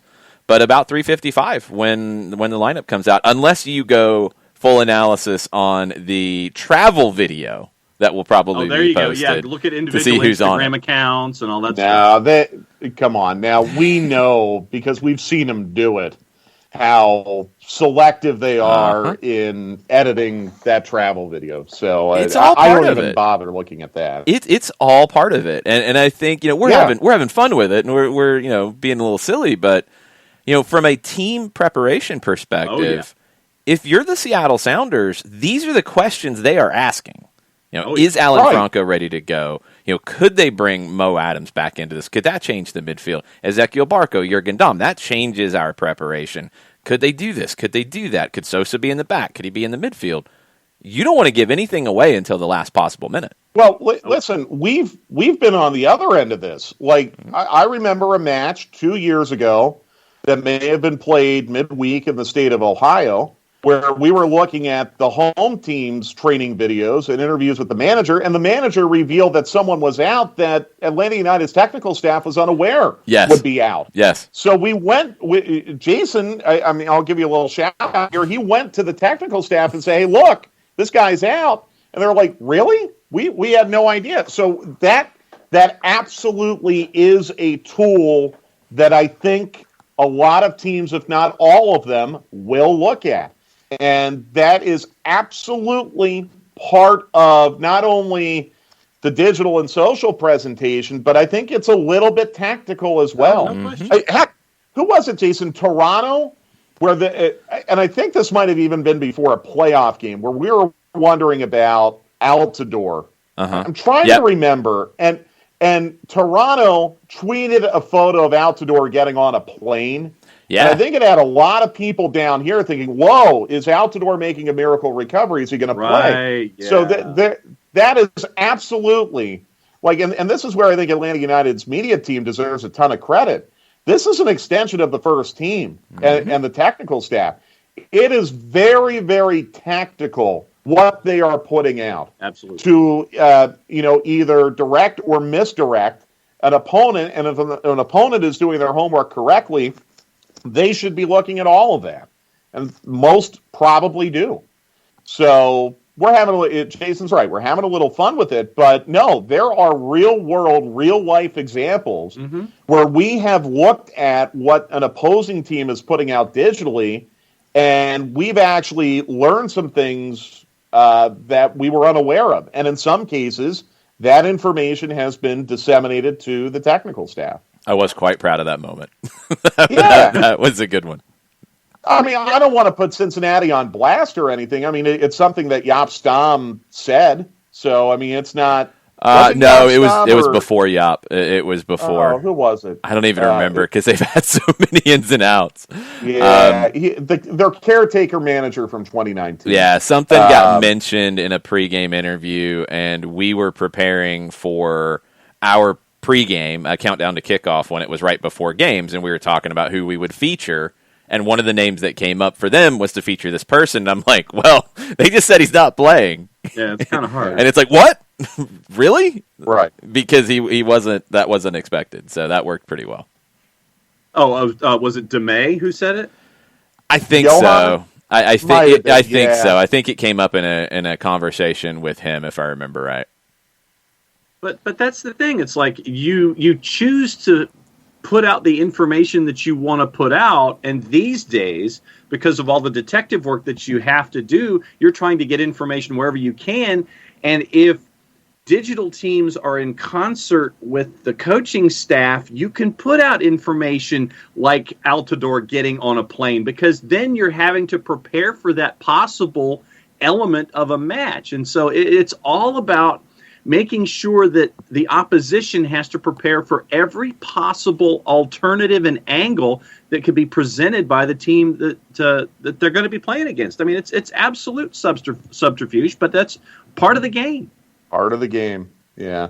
But I think it's going to be a really good match. I'm really excited for this. I think it's going to show us where Atlanta United is right now. And again, like I said a moment ago, it's only May 23rd. Okay, we've got a long way to go in this season. So I hope that if it's a very positive result or a very negative result, or something in the middle, we just keep that in mind, because Atlanta United is not in its final form yet, and quite frankly, Seattle Sounders, they are not in their final form either. They're going to be very, very busy this summer. I'm certain of that. They're going to be very, very busy, very, very active in the summer window. But what they have been able to do without Jordan Morris is remarkable, and I really do tip my cap to Brian Schmetzer and that group. Lead the league in goals, lead the league in assists, best goal difference in the league. They've conceded tied for the least amount of goals in the league. They're suffering the third most fouls in the league. They're top 5 in shots and shots on target. They have really done a lot of things very, very well, but they have had moments this year where they have not been in control. And I think there's going to be an opportunity here for Atlanta United, especially if Seattle concedes possession the same way they did in the first half against LAFC this past Sunday, where Atlanta United, they're going to have to take advantage of those opportunities. But if they do, we could be having a conversation next week that could be very, very positive and uplifting. Because I think Atlanta United is very, very close right now to getting this all kind of put together the way that Heinze wants it done. It's still a work in progress. It still is going to take some time. But I remember in 2019, when we were out there in July of 2019, it felt like Atlanta United was really, really close in that game. And a couple nights later, they drilled Houston. And I'm hoping we're going to see Atlanta United take another step towards getting to the point they're going to want to be on Sunday. Yeah, the road is the right one, and it's a road. There's still a ways to go on it, and it's heading in that direction. Got 2 more before the international break. This is the toughest match they've had all season. Can't wait to see it. Can't wait to call it. And Mike, we're not going to be on 92.9. We're going to be on Star 94 this weekend. Yeah, thank you, NBA, and thank you, Fox, for kicking this at 4:55 as opposed to 4:30. If it was an actual 4:30 kick, we would have been okay, but we're going to overlap with the Hawks. So just to make sure that we want to get into trouble if there were a weather delay or 15 minutes of added time at the end, soccer is going to be on Star and on the Odyssey app and on the Atlanta United app, all the usual places there. 4 o'clock will be the pre-match. 4:55 will be the kickoff. This will also allow us to do a full 1-hour full-time report after the match on Star. So please help us spread the word.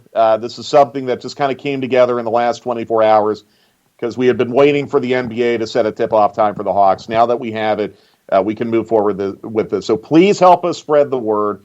We're going to be on Star Sunday starting at 4 o'clock. We do have some folks who are excited about the Hawks and the Knicks.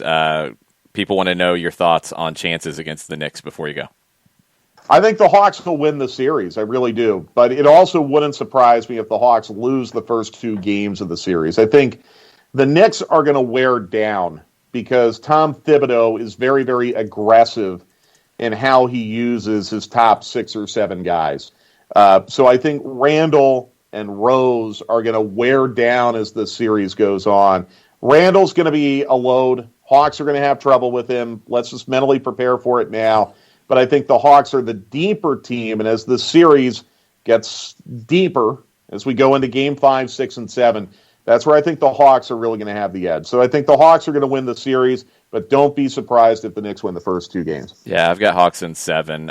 Go back and check out our No Swag Shop yesterday on the 92.9 The Game Facebook page. Hey, we dug into it a little bit there. Yeah. Can you just imagine next weekend in Atlanta. How cool is that going to be? Game 3, Friday night at State Farm.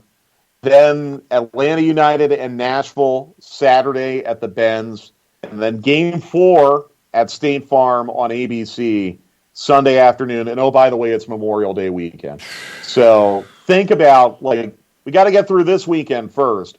But next weekend in Atlanta, that's as good as it gets. The only thing you could throw on top of it that would make it better would be some college football. But that's going to be about as good as it gets in downtown Atlanta next weekend. And fortunately, Jason and I are going to be a part of all of it. So really, really excited about that. Yeah, really looking forward to it. Thanks, Mike. We'll be talking to you in a little bit. Countdown to Kickoff will come out on the Atlanta United YouTube page a little bit later this afternoon. We'll get you ready for the weekend in MLS and Atlanta and Seattle. Yes, sir. See you guys. Take care. Be good. All right. Make sure you're following him, Mike Conti929, on Twitter. We will see if Jarrett Smith rejoins the show to finish our talk about MLS this weekend and to help John get his fantasy team set up and maybe to prevent from dropping F-bombs on the show. We'll see if that can happen. Unlikely on both fronts. Saturday night, 10:30. 7:30 local time, Bank of California Stadium, LAFC, everybody's favorite. Somehow they're super high in the power rankings, even though they are not super high in the Western Conference table. They are hosting the Colorado Rapids. Ismail Elfath is your referee. Rapids have 1 win out of 4 lifetime against LAFC. They've won 3 times. LAFC has lost 2 in a row after the loss to Seattle last weekend. Rapids have won 3 in a row after defeating Houston 3-1 at home last weekend. Diego Rubio, Cole Bassett scored goals. Sam Vines scored a goal. Michael Barrios had 2 assists on the day. They didn't play last year, these 2 teams. I think they were supposed to, and then Colorado had some COVID issues. And by the way, River Plate has had 2 new positives for COVID. Gosh. They were supposed to have a home game in Copa Libertadores in round 6 of the group stage on Wednesday. However, that is not going to happen in Argentina anyway because they have suspended all football activities for matches in, and I don't think this covers training, I think it is just for matches, in the country for the next week due to rising COVID counts. So teams are going to have to play those games in other countries. It does push back the Copa de la Liga semifinals and final for teams that are still left in that. So it's absolute chaos at the moment in Argentina. Yes, Colombia is not going to be part of the Copa America in terms of hosting now. All those games are expected to go to Argentina. That doesn't start for a few weeks. The idea is that they'll pause for a week. I guess everything they think will be better after a week. I don't know if that's how it will work. Anyway. Colorado had that issue last season. That's why they didn't play LAFC. That's what I was getting at. So Vela made his return as a sub for the final 20 minutes. That was his first appearance since he left injured. He said he wasn't injured. There was lots of sniping back and forth. He didn't play after that, so I'm assuming he actually was injured. Is he 75% now? Is he 80? Is he 90? We don't know. We'll have to wait and see. What do the Juicebox purveyors have for LAFC in Colorado? LAFC is a minus 145. Your draws a plus 285. Colorado just under plus 400 at 394. I ain't touching it. I'd really like to go Colorado on a 3-game winning streak. I don't know about Vela. That's one, and I said it last week about LAFC. I would wait till the lineup's posted. If Vela's in it, not touching it at all. If he's not in it, Colorado. I'll go Rapids. I think it's down to that at this point. LAFC has no inspiration without Carlos Vela, in my opinion. Yep. Yeah, I'm waiting for the lineup card, but I'm not touching it because of all the different variables available for LAFC there. You know, because like I said, if Vela's not in it, then they're average. If you're looking at LAFC, and we've known Yarborough has been done very well for them between the pipes, and so Not touching it because of all the different dynamics that are in play there. Yeah, I'm going to wait on that lineup before I know what to do with that one. Okay, after Atlanta and Seattle kick off on Sunday, after it's done, Sunday night, 7 o'clock, Audi Field, D.C. hosting Philadelphia. Timothy Ford is your referee. Philadelphia dominates the Lifetime Series, 14 wins to D.C.'s 8, 5 draws. D.C. won last Thursday. They lost to Orlando 1-0, kind of an ill-tempered match as it concluded. Philadelphia has won 2 out of their last 3 as they start to get it going in league play after the CONCACAF run has taken them to the semifinals. Paul Arriola returned in that match. It was his first start since October of 2019 for DC United. Jamiro Montero's been outstanding for Philadelphia, second assist of the season, both coming in those last 3 games where the Union have 2 wins. Anthony Fontana recorded an assist last week. Andre Blake has been great for them lately. 3 clean sheets, tied for the league lead with Gailese and Joe Willis. What are the numbers on DC and Philly? DC's a plus 184. Your draw's a plus 231. Philly's a plus 149. I got to go Philly here. Yeah, Philly in the plus for me. Yeah, I mean, it is on the road, but I've got to go Philly here. It could be a really interesting matchup. Hernan Losada is working on a project at DC. He doesn't have a ton of talent to work with, and he's had a ton of injuries too, so that's made it even more complicated. But there have been glimpses of things that I think have to excite DC fans if they're paying attention. Now, this is a tough matchup, and I want to see how they handle a good team that knows exactly who they are in Philadelphia Union. I think Philly wins. Yeah. But I think it could be a better match than maybe we're expecting. Later on Sunday night, Nashville hosting Austin from Nissan Stadium. It's 9 o'clock Eastern Time, FS1 and Fox Deportes. Chris Quick Trigger Penso is your referee. Cards could be flying between Nashville and Austin. Alexander Ring is back in the team, so we'll see if the cards fly his way. First time they've played, obviously. Nashville is undefeated on the year. 4 draws, 1 win. Not exactly convincing at times, but they are undefeated. Austin has lost 2 in a row. They lost to the LA Galaxy 2-0, but they've been pretty interesting this season. Joe Willis tied for that league lead in clean sheets, like I said, with Gailese and Andre Blake. Willis led the league in clean sheets last year with 9, 12 in his time in Nashville. One of the most underrated players in the league, Joe Willis. Mm-hmm. Aiden Stanley made his Austin debut last week. He was a super draft pick and has joined the team here recently. What are the numbers on Nashville and Austin? Nashville a minus 127. Your draw's a plus 245, and Austin is a plus 378. Yeah, that feels about right. I think Nashville wins it. I actually think they win it somewhat convincingly. I think they can nullify what Austin does well and take care of business at home, where I don't think they're full capacity yet. I think that's later, but I think it is a decent-sized crowd. I think it's at least a third, if not 40%, and they're getting toward 50, I think was what they were looking at Nissan. I think they're getting towards opening the whole thing here very soon. They're not getting towards 50. They've already said they're opening it up. I just don't know when that is. Yeah. But, I mean, and we've seen what Nashville fans are looking forward to. You know, we saw it when we were up there at the beginning of last season. So I think that once that does go full capacity, I think that place can be very, very tough for visitors to get into with what Gary Smith is constructing. I think Nashville takes care of business, but I think Austin might, score a goal or two, but I think that Nashville's in control. Why do you think Austin will score a goal or two when Nashville's got 3 straight clean sheets? I can't explain it, but I think that they get one in some kind of a fluky thing. No. I'm not. Yeah, I think they get one, and it's like 3-1. I don't think they get anything. If they get one, it's going to be down to individual brilliance. Somebody like Cecilio Dominguez. I'm not bullying Jason Nix. I'm asking a question because they've got 3 straight clean sheets. If Austin's going to score, I want to know how. I don't think it's a set piece because Nashville's strong on set pieces.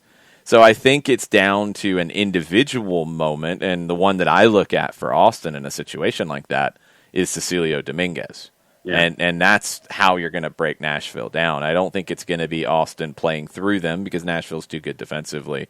I don't think it's a set piece. I think it's down to an individual like I think there's a moment that Austin gets one, but I think Nashville's in control. We will see. Austin's conceded 2 goals in each of their 3 losses this season. They've been a little hit or miss at times, and that's to be expected as an expansion team. But I think Nashville takes care of business here and remains undefeated. And if they come into Atlanta, undefeated, although a lot of draws, and on a shutout streak, that'll be a really big game next weekend at the Benz in a big Atlanta sports weekend. It'll be huge. All right, we're going to take your questions for about 15 minutes. We do have a hard out at 11 o'clock as Mike and I have some work to do on the countdown to kickoff front. So questions on Twitter. John, do we have any? We got folks talking amongst themselves, but we also have some fantasy discussion as well. Yes. And we've also got love-hate. Okay, let's get into the fantasy so we can help you. I was trying to avoid helping your team out because I want to stay ahead of you, but we will jump into it. The love-hate for this week, thanks to our sponsor, Jason Wright of the Jason Wright Agency. What do we have?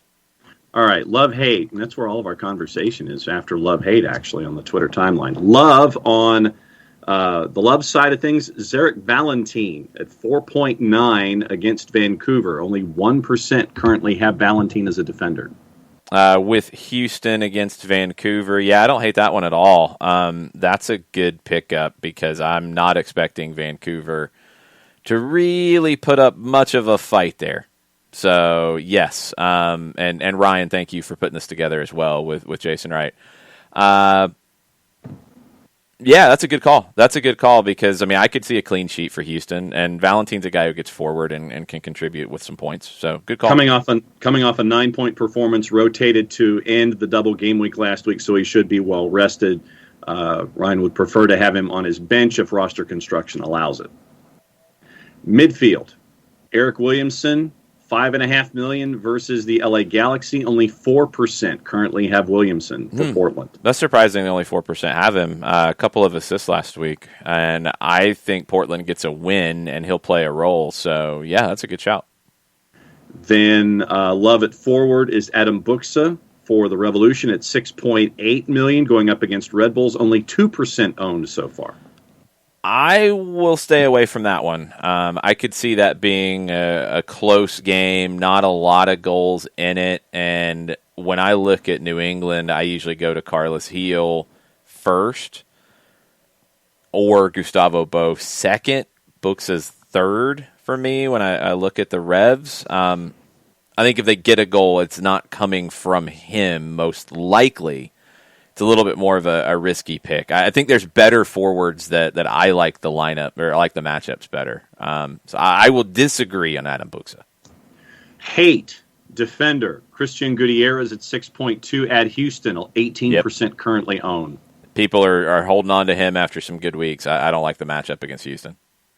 Midfield hate Lucas Zelarayan at 9.3 at NYC, 23% ownership. Just waiting until Columbus gets going to pick up Zelarayan. I agree with that. Then at forward, hate is Chicharito at 10.4 at Portland, 31% ownership. He says it was a hard thing to do this week, but there are only 5 forwards greater than 10% owned, so here we are. LA's on the road to Portland this week, so he'd rather avoid a 2 or a 3 from Chicharito this week and spend his money elsewhere.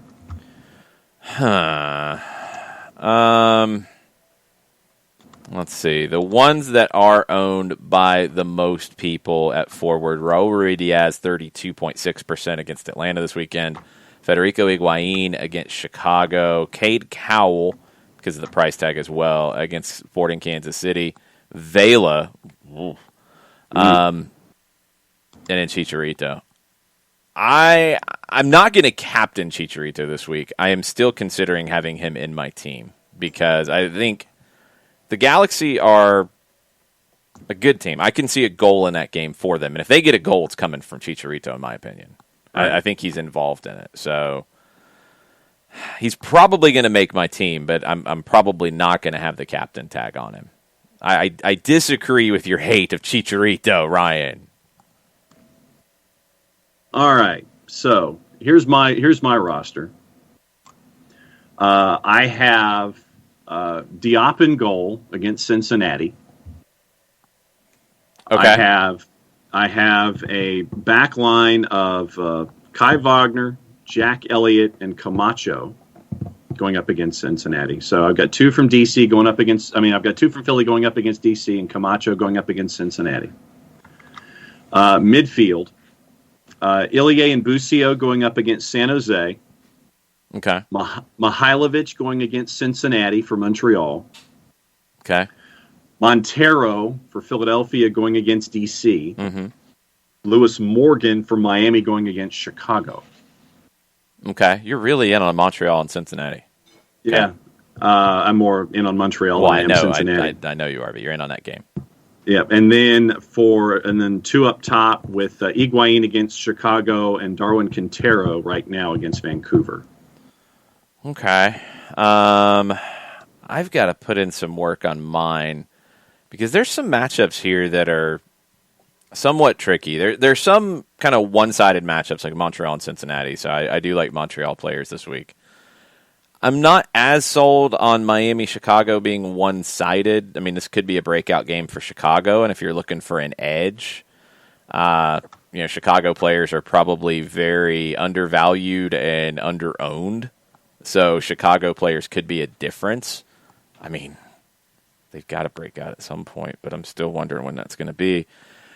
You've got some good teams in matchups that could be tight, like Orlando and Toronto. So like Nani, for example. Nani has been a great fantasy player.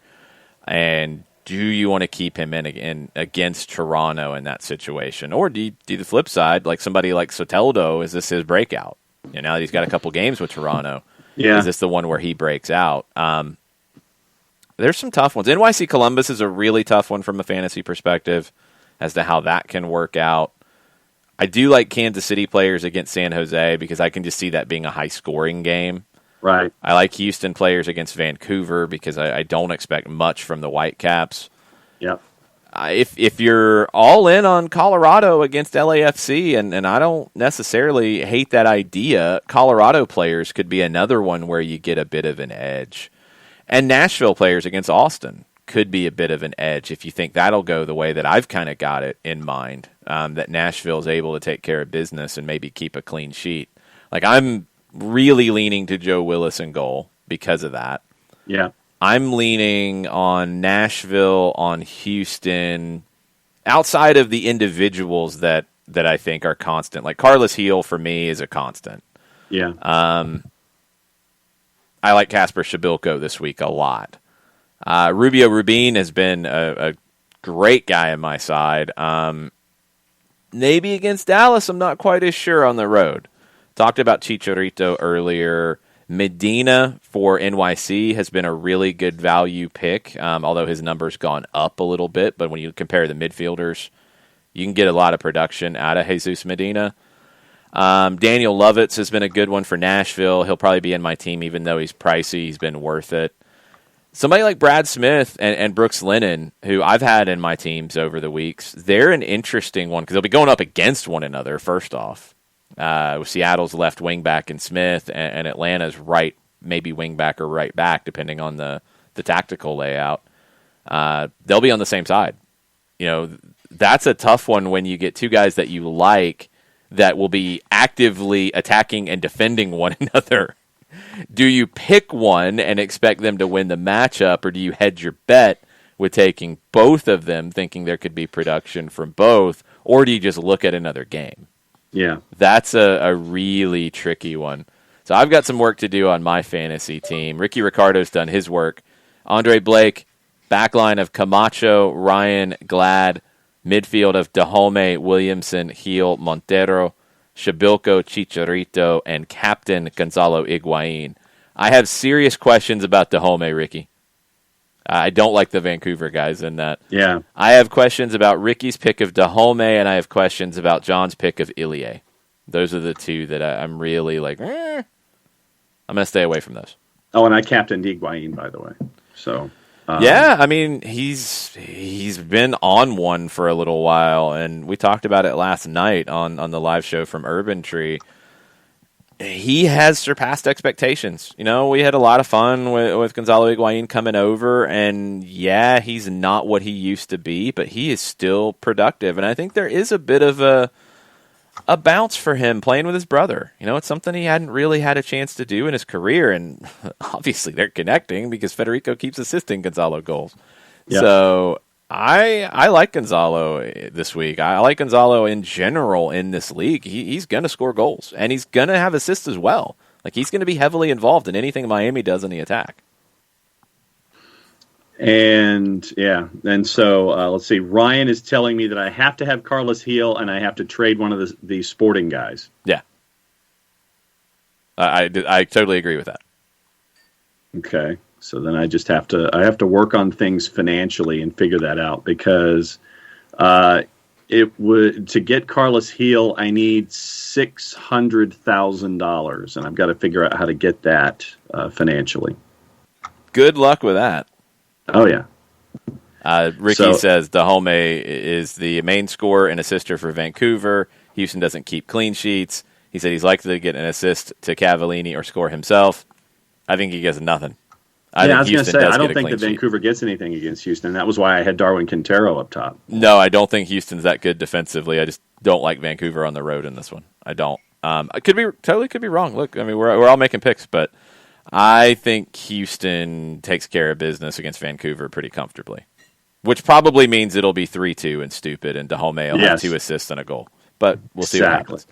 I'm not buying in on anything Vancouver related at all right now. I'm just not. Any other questions on Twitter we need to hit, John, before we go? No, I mean, everybody was having their fantasy discussions on Twitter, which is very, very cool to see. And everybody is completely and totally just locked into fantasy right now. So that's where the bulk of the discussion was. Okay. Questions on the Twitch pitch, throw them in right now, por favor, and send them our way. Ryan's going with a Houston clean sheet as well. And Nick, I am trying to see what you're talking about. So, anyway. I'm waiting on something more. There it is. Okay, thank you. We will hit that. Claudio Ranieri has announced his retirement. That is a Soccer Over There Nicolifi special on the breaking news. I wondered if his name would come up as some of these jobs that could be available in Italy. I wondered if he might take another gig, but Claudio Ranieri has announced his retirement. I know Leicester fans will always have a special place in their hearts for what Claudio did there. The official releases come from Sampdoria, where he was last. There's the Leicester love. Good stuff. Ryan, thank you for all your stuff on the fantasy side. Really, really appreciate it. That's always a fun conversation as we try to figure these things out. Yep. Also, I did not see that, Ricky. Greg Garza officially announced his retirement on Instagram last night. He's coaching in the area. Expect to see him involved in the Atlanta soccer scene for a while. He's coaching with Georgia Alliance, but he officially announced his retirement on Instagram last night. Any other questions from the Twitch pitch before we go? Kind of programming notes the rest of the way. So countdown to kickoff will be on the Atlanta United YouTube page later this afternoon. We will have a run-up show recorded. It won't be live tomorrow. Kelly's out of town, so it'll be a little bit of a piecing together of a preview of Atlanta and Seattle. If you have any questions for that, tweet them at us at Soccer Down Here or include them in the Discord in the Atlanta United channel, and I will get to those for sure.